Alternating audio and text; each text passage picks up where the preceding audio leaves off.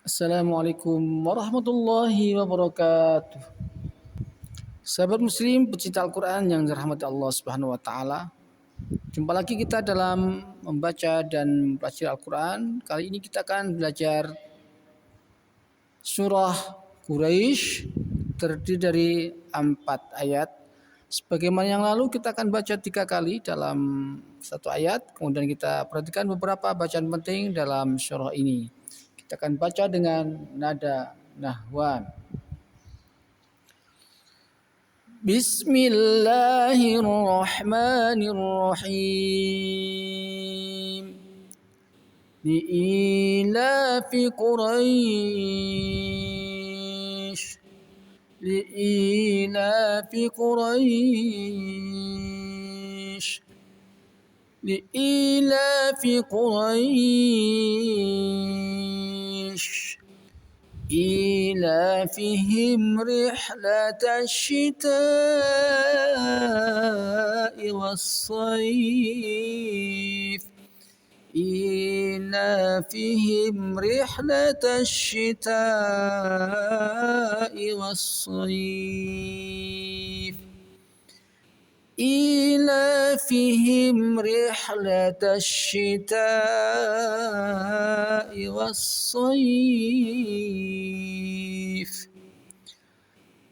فليعبدوا رب هذا البيت فليعبدوا رب هذا البيت فليعبدوا رب هذا البيت الذي أطعمهم من جوع وآمنهم من خوف الذي أطعمهم من جوع وآمنهم من خوف الذي أطعمهم من جوع وآمنهم من خوف. Selanjutnya, mari kita perhatikan beberapa bacaan penting dalam surah Quraisy ini. Pertama, pada ayat yang pertama ada huruf lam yang dibaca fathah dengan fathah yang berdiri, maka di sini dibaca 2 ketuk. Di akhir ayat yang pertama ada ya sukun, kemudian diikuti huruf ra yang dibaca fathah, dan setelah ya sukun ada huruf hidup dibaca mati karena waqaf, maka dibacanya dengan membaca 2 sampai dengan 6 harokat. Kita contohkan, di ilafi Quraisy. Pada ayat yang kedua, awal ayat pada huruf alif berharokat kasrah berdiri, maka alifnya dibaca i dengan panjang 2 harokat. Demikian juga la, sebagaimana ayat yang pertama, maka juga dibaca panjang 2 harokat. Selanjutnya, pada huruf mim dalam lafadz ilafihim berhadapan dengan huruf ra, maka dibaca tegas, tidak boleh ditahan. Contoh, ilafihim rihlata. Pada lafadz asyita'i dibaca panjang dengan 5 harokat, karena di sini dinamakan mat wajib muttasil, ialah mat tabi'i kemudian bertemu dengan huruf hamzah dalam satu kalimat.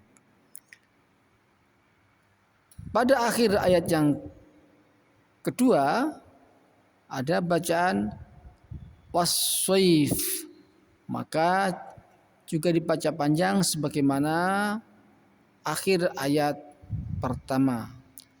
Kita contohkan wassaif.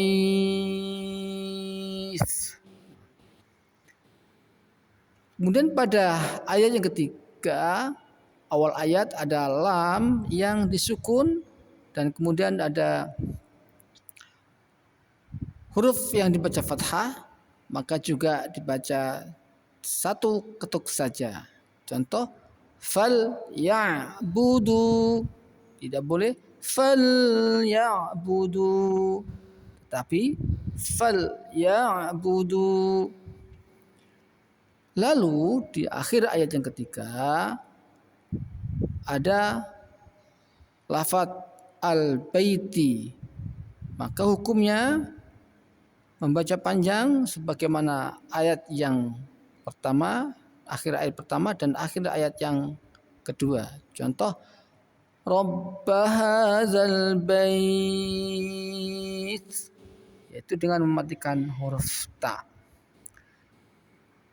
Kemudian pada ayat yang keempat, di sini ada zi yang dibaca panjang, ada tanda panjang di atas ya, karena di sini ada mad tabi'i, setelah itu ada huruf alif dalam kalimat lain, maka dibaca panjang dinamakan mad jaiz munfasil, baca 2 atau 5 harakat.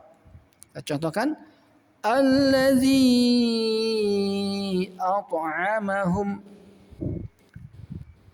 Baik, pada lafaz at'amahum ada huruf mim yang disukun, kemudian berhadapan dengan huruf mim, maka mim yang disukun langsung masuk ke dalam mim berikutnya dengan ditahan 2 harokat.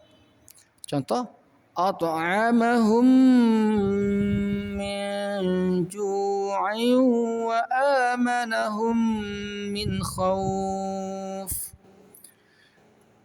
Demikian juga dalam lafaz wa amanahum ada mim sukun yang berhadapan dengan mim, dibaca sama dengan at'amahum min ju' pada ayat ini. Dinamakan bacaan idgham mimi. Lalu di akhir ayat ada wawu yang disukun, kemudian sebelumnya ada huruf fathah, maka dibaca khaw, karena di sini hurufnya khaf. Hurufnya kha, mohon maaf. Kemudian setelah wawu ada huruf hidup, dibaca mati karena diwakafkan, maka dibaca panjang sebagaimana membaca panjang akhir ayat pertama, kedua dan ketiga. Kita contohkan wa amanahum min khauf.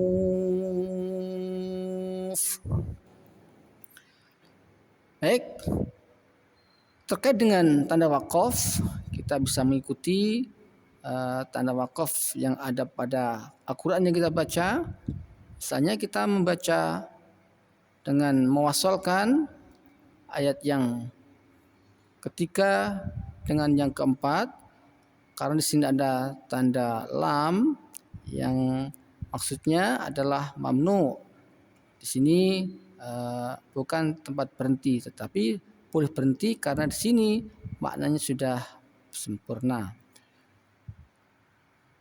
Jika dibaca wasal, maka kita contohkan فَلْيَعْبُدُوا رَبَّ هَذَا الْبَيْتِ الَّذِي أَطْعَمَهُم مِّن جُوعٍ وَآمَنَهُم مِّنْ خَوْفٍ. Demikian